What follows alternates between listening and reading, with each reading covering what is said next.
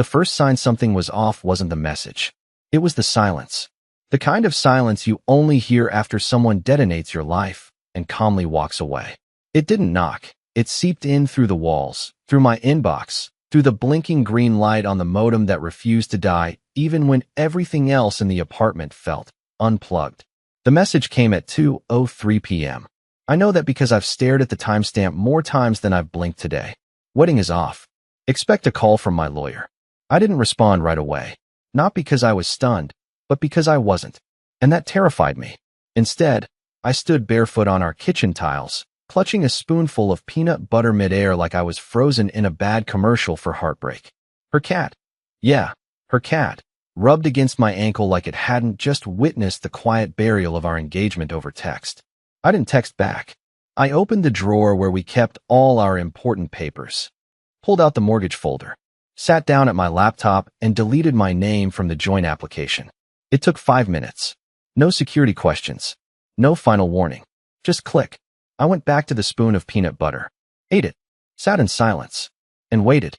By 6 p.m. that evening, there were 5 missed calls from a number I didn't recognize. I Googled it. It was a law office with a stock photo of a smiling man in a suit who looked like he sold car insurance part-time.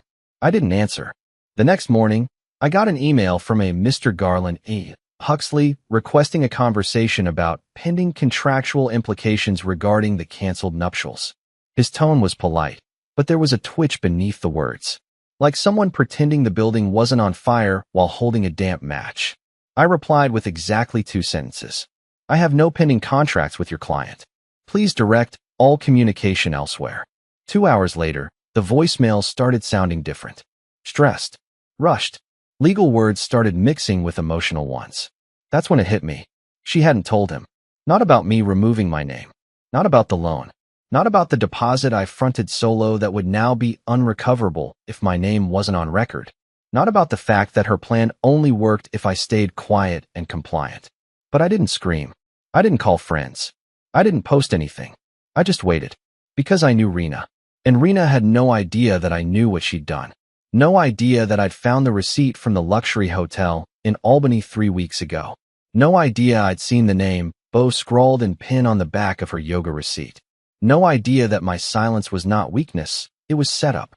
So when her lawyer called again at 4:17 p.m. that afternoon, he didn't leave a voicemail. He just hung up. And 5 minutes later, she texted. But this time, it wasn't cold. Can we talk? When Rena's text finally came, can we talk? I stared at it for a while, letting the words bleed, meaning the longer I looked. It was so short, so vague, like it had been ripped from a stack of post-breakup scripts. But the thing is, this wasn't a breakup. This was an execution. And she had pulled the trigger hours ago. I didn't reply, not because I wanted to be cruel, but because I knew that the longer I stayed silent, the more she'd unravel.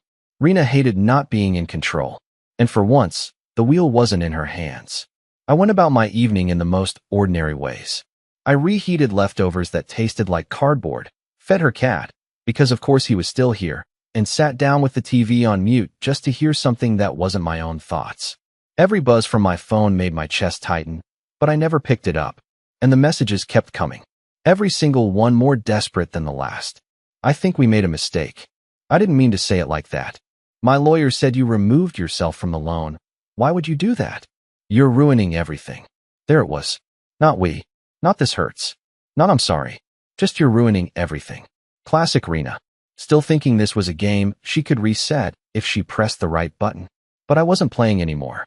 The next morning, she showed up at my apartment. I knew she would. I'd taken the day off work, sensing this storm was going to need my full attention. I didn't even flinch when I heard the knock. I just waited a second longer than I should have, then opened the door. She looked off. Not destroyed. Not disheveled. But she had that wide-eyed, falsely calm expression I'd seen her wear whenever she was 2 seconds away from losing it completely. Her mouth opened as if to speak, but I stepped aside without a word and let her in. She didn't waste time. I was angry, she blurted, standing in the middle of my living room like the space itself offended her. You weren't listening. You weren't showing up. I didn't speak. I sat down and looked at her like I was watching a scene play out on stage. And maybe I was. Maybe all of this was just one big, self-directed monologue where I wasn't even in the cast anymore. She paced. You can't just pull your name off the mortgage. That's not how this works. We signed things. They already did inspections. The bank called me 3 times. Still, I said nothing. And don't act like you didn't care, she snapped suddenly. You begged me to pick that house. You said it was the one. I let her spiral, the words tumbling out like beads from a snapped necklace. She didn't notice I wasn't arguing, that I wasn't defending myself, that I was listening, but not in the way she wanted. Because this wasn't about saving anything. This was about confirmation. You said the wedding was off. I finally spoke.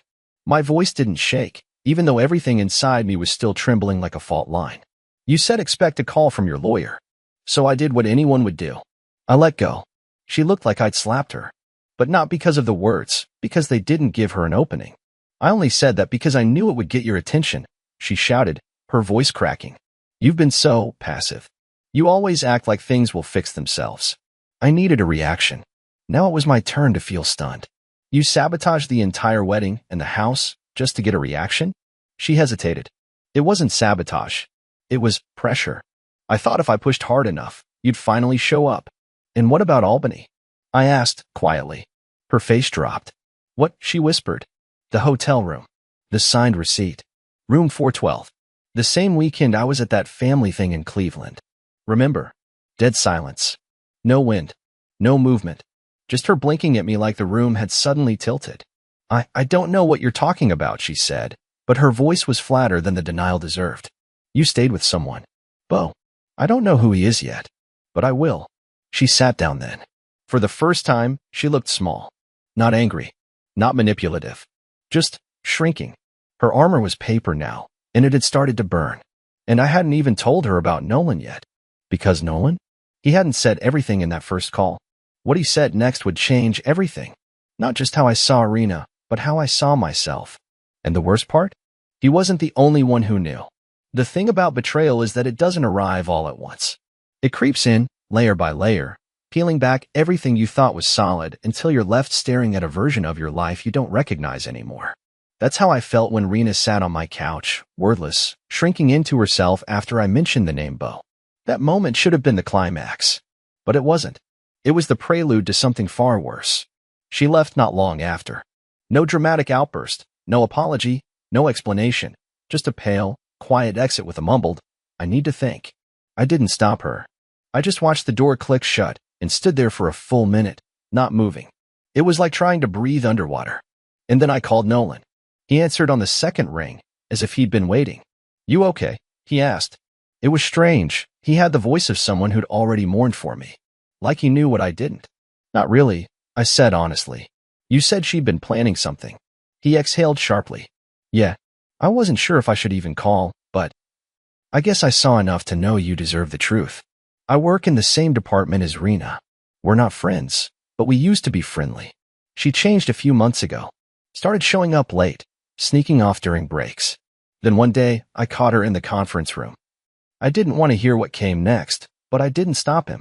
She was with Bo. He doesn't even work with us.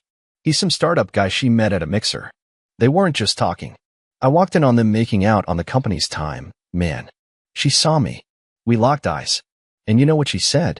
He paused, and I could almost hear him cringe on the other end of the line. She said, you didn't see anything. Just like that. Deadpan. And then she laughed. My skin went cold.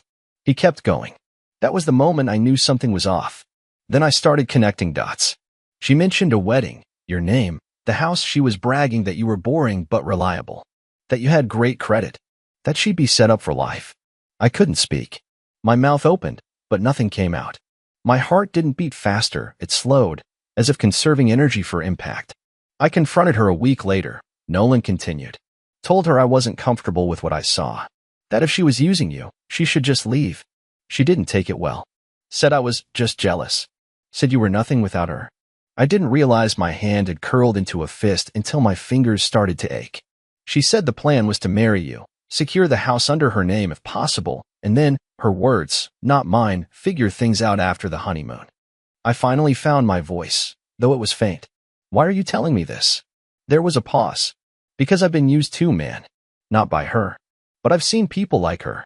And you seem like the kind of guy who'd carry this forever and never tell anyone. I didn't want you thinking it was your fault. It was a weird thing. Hearing kindness from a stranger after being gutted by someone I loved. After we hung up, I sat in silence for hours. No music, no lights. Just me and that little digital hum from the router. I kept expecting the pain to twist into rage. But it didn't. Not yet. What I felt was something worse, clarity. Rena wasn't impulsive. She was calculated. Cold. She had played the long game, and I had been the piece she'd planned to sacrifice. But what she hadn't expected, what none of them had expected, was that I'd withdraw, go quiet, and watch her entire scheme collapse in real time. That night, I pulled out a box she'd never seen. Inside were printed copies of every financial document we'd ever signed. I wasn't paranoid, just meticulous. She'd always teased me about it. You and your little paper trail, she used to say. No? That paper trail was my salvation. I checked every account, every signature, every digital receipt, and I found something I hadn't noticed before. The payment for the house's inspection? It hadn't come from our joint account. It had come from my old savings account, the one I hadn't touched in 2 years, the one she didn't even know I still had access to, which meant one thing. She'd used my login, my credentials, my trust, without my permission. And suddenly, this wasn't just betrayal. It was fraud. I didn't sleep that night. I lay there on the couch, surrounded by papers, flickering tabs, and the quiet hum of a ceiling fan that seemed louder than my thoughts, though barely. The moment I confirmed that Rena had accessed my dormant savings account without telling me, something inside me shifted. It was like flipping a coin in the dark and realizing it had landed on its edge, unstable, impossible, and dangerous. That account was mine before we even got engaged. I'd stopped using it because Rena pushed for us to combine finances, insisting it would make everything feel more real. At the time, it sounded romantic. Now it sounded like a chess move. And I was the pawn. I opened the bank's activity log and narrowed my eyes at the timeline. The withdrawal for the inspection had been made 3 days after I left town for my cousin's bachelor weekend in Cleveland, the same weekend, coincidentally, that she'd been at that Albany hotel. The same weekend where, I now suspected, a lot more happened than just a stolen kiss with Beau. So while I was playing poker with my cousins and drinking too much lukewarm beer, she was playing a much colder game. And she was already betting with money that didn't belong to her. I screen captured everything, printed out the bank records, timestamps, login IPs. I made a folder and labeled it for me. Not for revenge. Not for some dramatic court battle. Just so I wouldn't ever let myself forget how deep the manipulation had gone. The next morning, she texted again. Can we start over? I didn't reply. 2 hours later, another one. I made a mistake, Jace. I was scared. Still no reply. Then a voice memo. I didn't open it. Instead, I called my bank. I calmly explained that there had been unauthorized access to my old savings account and requested a formal inquiry. The woman on the other end, kind, southern accent, spoke like someone who crocheted on weekends, said she'd escalate the case to their fraud department. I didn't even have to lie. I gave them the dates, IP logs, everything. She thanked me for being thorough. That's when I realized. I wasn't being passive anymore. I was being precise. Around 3 p.m., the door buzzer rang. I didn't need to check the camera. I knew it was her. I let it buzz 3 more times before I opened the door. She stood there in gym clothes, no makeup, holding 2 coffees like this was some kind of indie film, and we just had a lover's quarrel. Thought you might want something warm, she said gently, her eyes scanning my face for any crack she could crawl through. I took the cup and said nothing. Inside, she sat down and folded her hands like she was waiting to be interviewed. Jace. I know you're hurt. I know I didn't handle things the right way. But this, us, it doesn't have to be over. We've been through so much, right? I took a sip of the coffee. It was lukewarm. Fitting. Who is Beau? I asked calmly. Her eyes flickered. I already told you, he's no one. You didn't tell me anything. You avoided the question. She bit her lip. He was a mistake. Just a stupid fling. It didn't mean anything. I looked directly at her. You accessed my savings account while I was out of town. You used money I didn't authorize to pay for something you intended to own without me. Her face went pale. You want to talk about mistakes? I asked. That wasn't a mistake. That was theft. I didn't mean it like that, she stammered. We were going to be married. What's mine is yours, right? I leaned forward. But we're not married. And you said we wouldn't be. She started crying. Not sobbing. Just those quiet, deliberate tears that feel more like a tactic than a breakdown. I panicked, she whispered. I thought you'd leave first. I thought you'd find out about Bo, and that was it. I stood up. So instead of being honest, you set me up. You thought you could get the house, ride the wave, and then decide whether you wanted to stay married or bail. She didn't respond. I've already filed a fraud report, I said quietly. Your name is in the documentation. She stood then, slowly, like her body had lost half its bones. You're not really going to do this, she said, voice trembling. I'm not doing anything, I replied. You already did. I handed her the voice memo she sent earlier, still unopened on my phone. You can say whatever you need to in there, I said, but I won't be listening. And with that, I walked to the window and stared outside, back turned as she left the apartment. I heard the door click shut. But the truth? It didn't feel like an ending. It felt like the beginning of something she wasn't prepared for. Because Bo wasn't her only secret, and Nolan wasn't the only one watching. After she left, I stood by the window for nearly 20 minutes. Not watching anything. Not thinking. Just standing there, my breath fogging up the glass, her voice still echoing faintly in my head. I should have felt powerful. I had confronted her. I had caught her in the lie. I had control. But somehow, all I felt was empty. Like I had put out the fire in the room only to find the walls were already ash. I went to the bedroom, sat on the edge of the mattress we once shared, and looked at the mess of papers and folders still covering the floor. Among them was something I hadn't noticed before, a manila envelope I must have pulled out while gathering the bank statements. It had no label, just a little circle scribbled in pen on the back. One of Rena's habits when she wanted to mark something private. Inside were printed pages. Lots of them. I flipped through them lazily at first, assuming it was another set of loan documents or old wedding vendor agreements. But then I saw something that made my mouth go dry. It was a spreadsheet, not a financial one. A list of names, dozens of them. Each name was followed by short, coded descriptions. Reliable but clingy, too cheap, already hooked someone else, good fallback if needed, and next to mine. Jace, safe, loyal, credit score 800 plus, emotionally avoidant but easy to control. My heart stopped. I read it again, and again, and again. It was real. It was her font, her language, her weird shorthand. The rest of the document was filled with similar notes, phone numbers, cities, even timelines, like she'd tracked interactions, responses, reactions. It was a social playbook, a twisted inventory of people she had dated, ghosted, or categorized like they were furniture. I wasn't a person to her. I was a column in a strategy. I couldn't breathe. My vision narrowed. I had to stand up and walk around the apartment just to stop my hands from shaking. This wasn't just about me anymore. It never had been. Rena wasn't heartbroken. She wasn't confused. She was methodical, calculated. She had been playing a long game, and I wasn't the first. I was just the one she thought would never find the scoreboard. I called Nolan again. He picked up immediately. There's more, I said without greeting. I found a list, like a literal list, with names, details, notes. I'm on it. He didn't sound shocked. She mentioned something like that once, he admitted. Joked about having dating stats. I thought it was just her being edgy. It's not a joke, I said coldly. It's organized. She had me marked from the start. There was a pause, then something shifted in Nolan's voice. I didn't want to tell you this before, but I wasn't the only one who saw her with Bo. There's another guy, Tommy. Works in HR. He told me last week that Rena had offered him $300 to look the other way about her visitor logs. Said it was just a friend, nothing serious. But she needed him to delete the record. I sat down slowly. The pit in my stomach stretched deeper. So she's been cleaning her tracks. She's been planning this, Nolan said. Longer than either of us realized. I thanked him and ended the call. Then I pulled out my laptop, created a folder, and started saving every file, every image, every document. I didn't know what I was building exactly. Not yet. But I knew I had to keep going. Around 11 p.m., another message came from Rena. I left something at your place. Please don't go through my stuff. Too late. I opened the second drawer of the cabinet where she kept her things. Inside was a locked leather notebook. Her manifestation journal, she called it.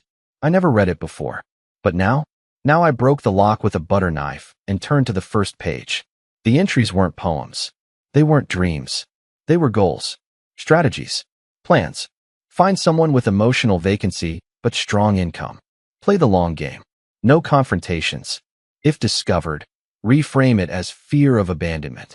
Never admit to guilt. Redirect to their failures. My name showed up again 3 pages in. She had predicted how I'd respond to the cancellation. She expected the silence. She expected the mortgage withdrawal. She just didn't expect me to keep going. I didn't cry that night. I didn't rage. I just sat there, holding a piece of her soul in my hands, realizing she never truly saw me as human.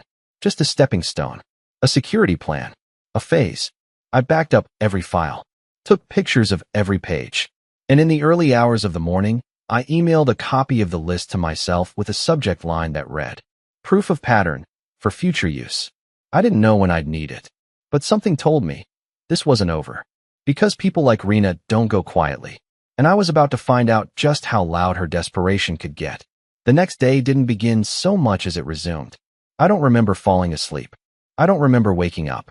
It all felt like one long hour with no clock in sight. I shuffled from the kitchen to the couch in the same clothes I'd worn the day before. Coffee didn't help. Showers didn't help. Not even silence helped anymore. Everything was too loud. My thoughts, her voice, the memory of every time she smiled like I was the safest place she'd ever been. She knew exactly how to smile. That was the thing. She smiled with her whole face.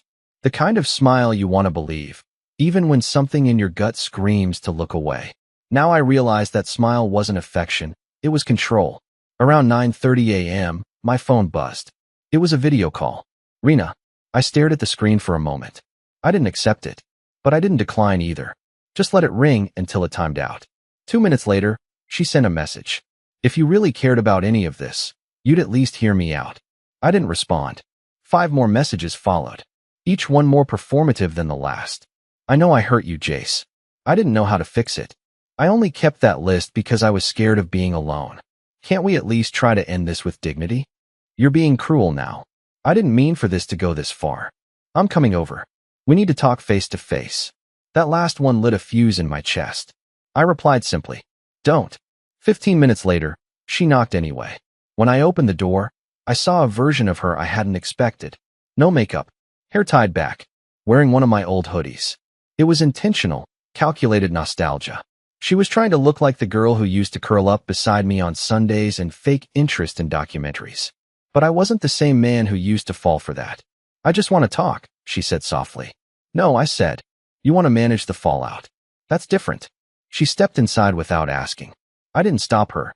I needed to see where she thought this would go. "I know how this looks," she began, pacing like a TED Talk speaker trying to win the crowd. "But it's not what you think. You're going to have to be more specific," I replied. "Because I think it's fraud. I think it's manipulation. I think it's emotional conditioning over the course of a year. Am I wrong?" She froze mid-step. "You're not being fair." "No," I said. "I'm being exact." She sighed, lowering herself onto the couch like this whole situation exhausted her. "Jace, I'm not the villain you're trying to make me out to be." "Funny," I muttered, "because I've got a folder labeled villain behavior that says otherwise." That hit her.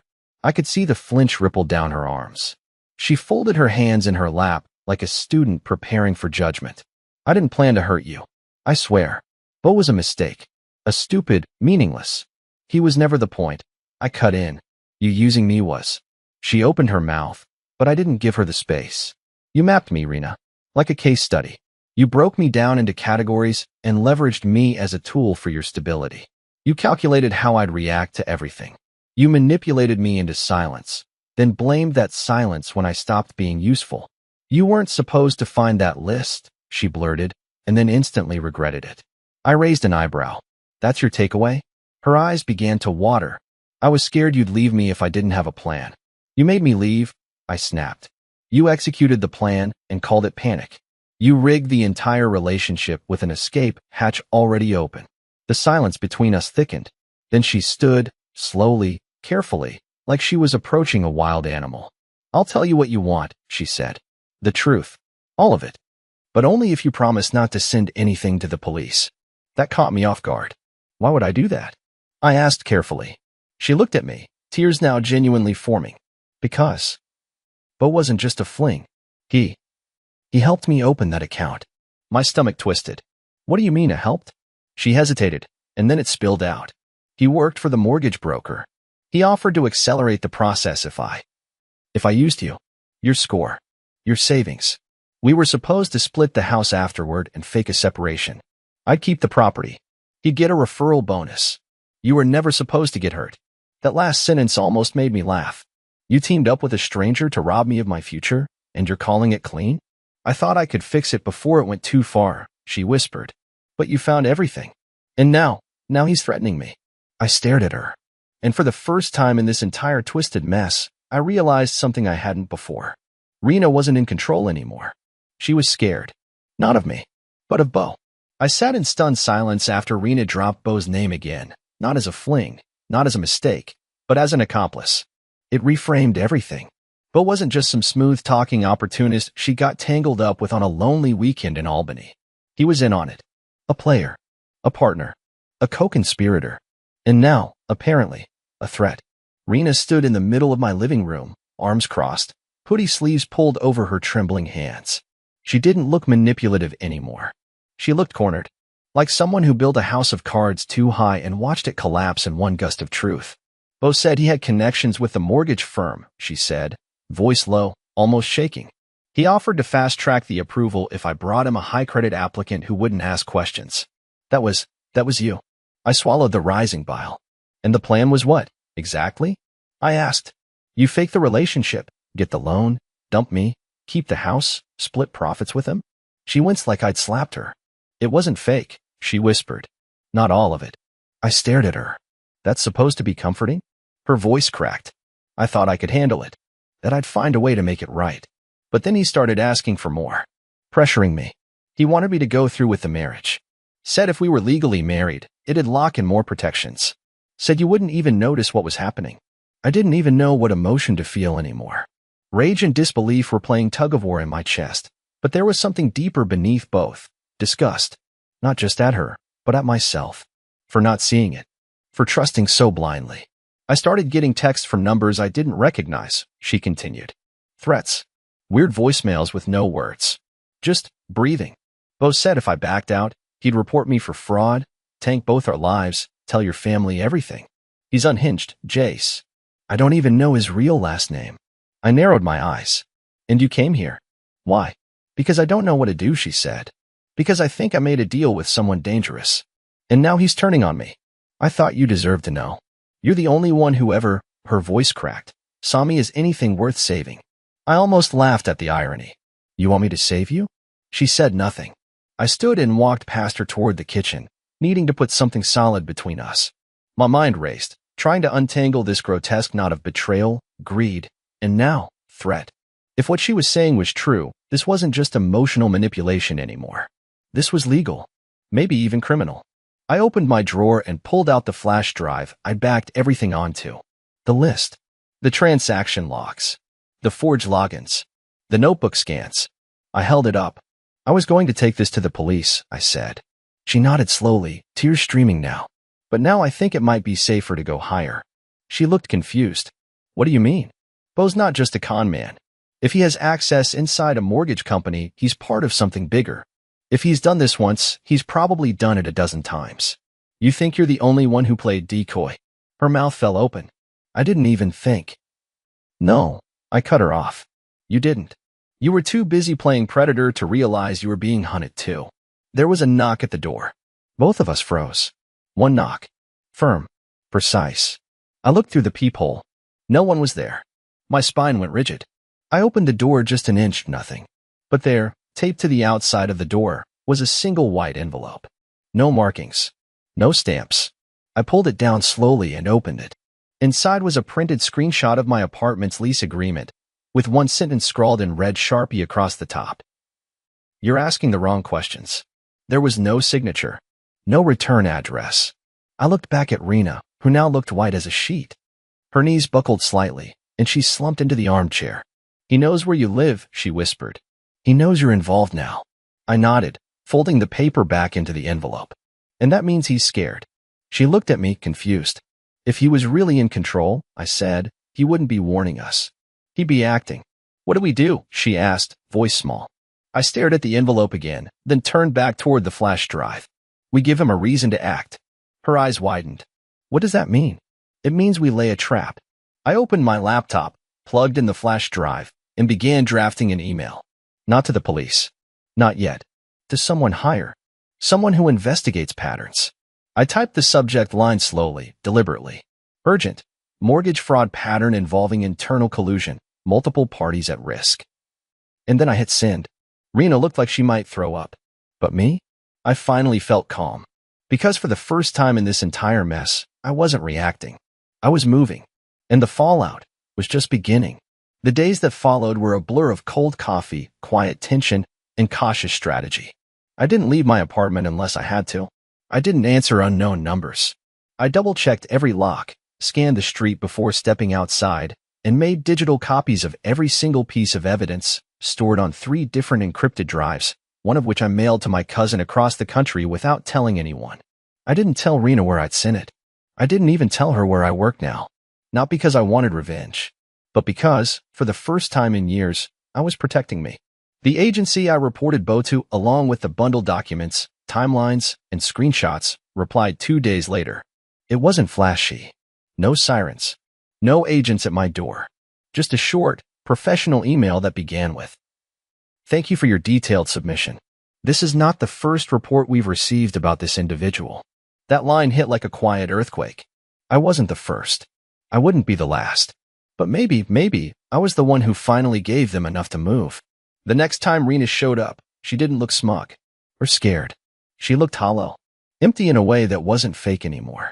"They found him," she said, standing just outside my doorway. "Bo, or whatever his real name is. He's been picked up." I got a call from an investigator. I nodded. She didn't ask to come in. She just stood there, wringing her hands. "I'm not here to beg," she added. "I just wanted to say I'm sorry. Not for getting caught, but for everything. For treating people like tools. For turning trust into leverage." I didn't say anything at first. Just watched her. Not with hate. Not even with anger. Just distance. She took a breath. "I'm moving. Getting out of the city. Taking a job with my sister's company upstate. I need to rebuild. Somewhere quiet." I still didn't speak. "I know you probably don't believe me," she said, taking a small step back. "But you were the only person who ever made me feel safe. And I ruined that." This time, I nodded once. "Goodbye, Jace." She left. Just like that. No drama. No fanfare. Just the sound of her footsteps disappearing down the hallway. And me, still standing at the edge of my old life, staring into something new. It's been 7 months now. The house was never purchased.